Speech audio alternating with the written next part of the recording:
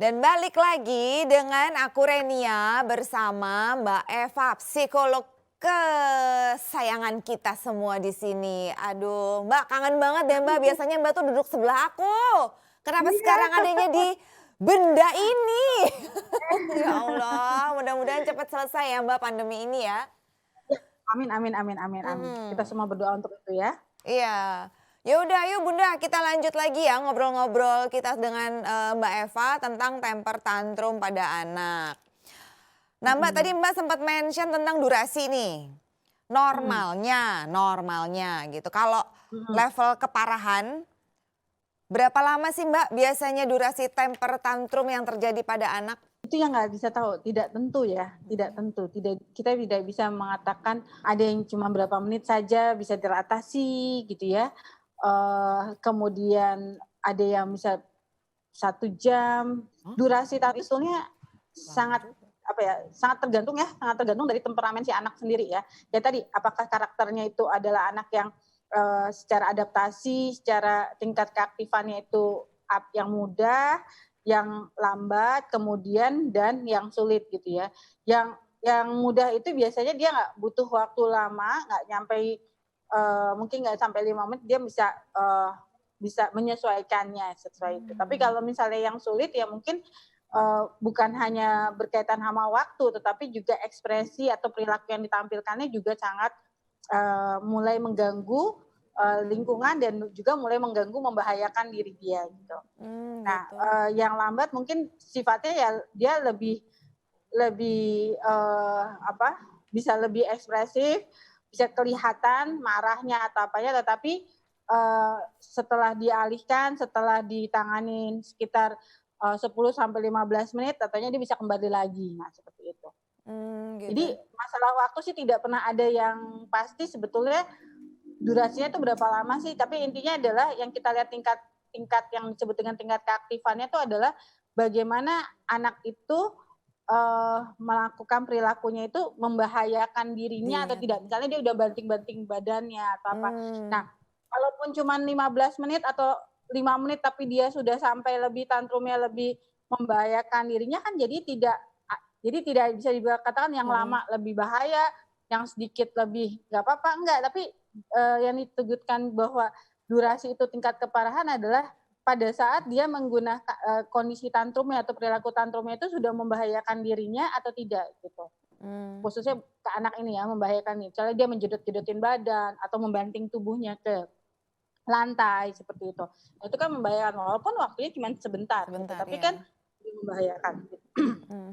Nah, kalau dari sisinya Mbak nih ya Mbak ya sebagai psikolog, Mhm, ada treatment mhm, khusus nggak sih Mbak untuk orang tua, yang ya butuh pertolongan mungkin karena ya, they don't know how to handle their child gitu yang punya ya, ini ya, terus dengan level yang lumayan parah gitu umpamanya, ada ya. treatment khusus?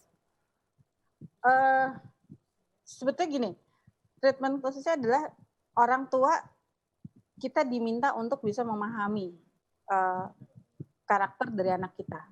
Oke. Kita udah bisa mengatakan dari awal kita sudah bisa melihat apakah anak kita masuk dalam kategori atau, eee, karakter yang seperti apa, Mhm. dilihat secara biologisnya ya, secara kemampuan, irama biologis tuh gini, misalnya dia kalau misalnya habis bangun tidur, kalau dia perlu waktu sebentar, kemudian baru dia bisa diajak, pakai baju dan seterusnya. Kalau misalnya langsung bangun tidur, ritme biologisnya dia langsung harus ganti baju, Mhm. dia tambah atom. Jadi irama biologis itu perlu dikenali. Kedua, Mmm. eee, irama biologisnya juga yang pertama nih irama biologis ini perlu dikenali bagaimana anak rutinitasnya sehari-hari dan, kekhasannya ya. Jadi bangun tidur, kemudian, ritmenya seperti apa dan apakah anak sudah bisa mengikuti ritme lingkungan, atau kita masih mengikuti ritmenya anak, nah seperti itu. Nah, irama biologis ini sebetulnya yang harus dikenali. Kapan kalau dia, eee, ibaratnya bahasa bayinya itu udah mulai harus dikenali dari bayi ya. Jadi karakter ini yang irama biologis dikenali. Kedua, baru mengenali tentang adaptasi. Mmm. Kapan anak ini, sebetulnya bisa menyesuaikan diri. Jadi kalau anak yang mungkin jarang keluar rumah gitu ya, terus kemudian pada saat keluar rumah dan ketemu orang banyak, itu mungkin berbeda dengan anak yang selama ini sering keluar gitu, atau sering bertemu dengan banyak orang, atau sering bertemu dengan anak seumurnya dia gitu. Jadi kemampuan adaptasinya nanti jadi berbeda. Nah, ini yang sebetulnya perlu dikenali. Dia selama ini kalau ketemu orang banyak seperti apa? Ada anak yang, ayo salam dulu, salam. Dia nggak mau salam Iya, dulu iya, gitu ada, ya. ada. Terus kita akan bilang, yang nggak mau salam, yang bisa salam cepet kita bilang, iya anak pinter, salam gitu ya. Terus yang enggak, terus kita nganggep bahwa dia Nggak anak yang pinter. pintar gitu kan. Ini masalah lingkungan. Tapi intinya adalah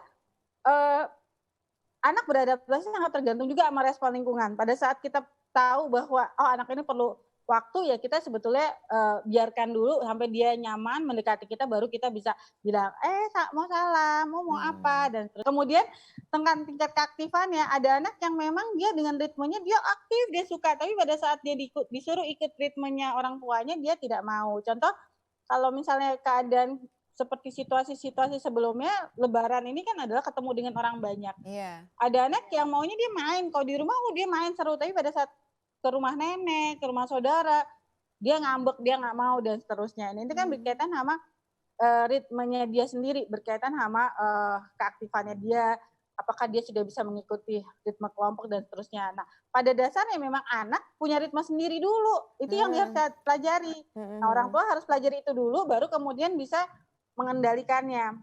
Pada anak yang tadi dengan tantrum yang manipulatif, dikenalin, dia udah menggunakan cara ini. Kita jangan sampai memberikan penguatan positif bahwa perilaku itu boleh dia gunakan. Nah, itu teknik yang bisa dilakukan orang tua adalah mengabaikan. Nah, pada saat mengabaikan, orang tua harus kuat malu ya. Cuekin aja kan, biarin gak usah dikasih, diamin aja. Tapi kan orang lain pada bilang, aduh suaranya kasih, kenapa sih? Iya, benar. Misalnya orang tua berkaitannya manipulatif ini adalah orang tua akhirnya mengiyakan perilaku si anak karena tekanan sosial menuntut dia melakukan itu. Oke. Nggak pernah bisa cepet berhentinya kalau ngobrol sama Mbak Eva, ya kan Bun? Luar biasa deh. Kangennya kebangetan. Iya, gimana dong? Kenapa Mbak? Jadi gimana? Nah, Oke. ini kita mau break dulu nih Mbak Eva ya. Oke, Nanti kita lanjut lagi di segmen yang ketiga. Oke, Bunda. Aku sama Mbak Eva mau break dulu. Tunggu kita berdua balik lagi. Masih banyak pertanyaan yang mau aku tanyain ke Mbak Eva tentang tema kita hari ini. Wait for us. Oh ya, jangan lupa juga follow Instagram kita di @mata_milenial_Indonesia and subscribe, comment, like, and share YouTube channel kita Mata Indonesia TV ya Bunda-Bunda. Wait for us, we'll be back.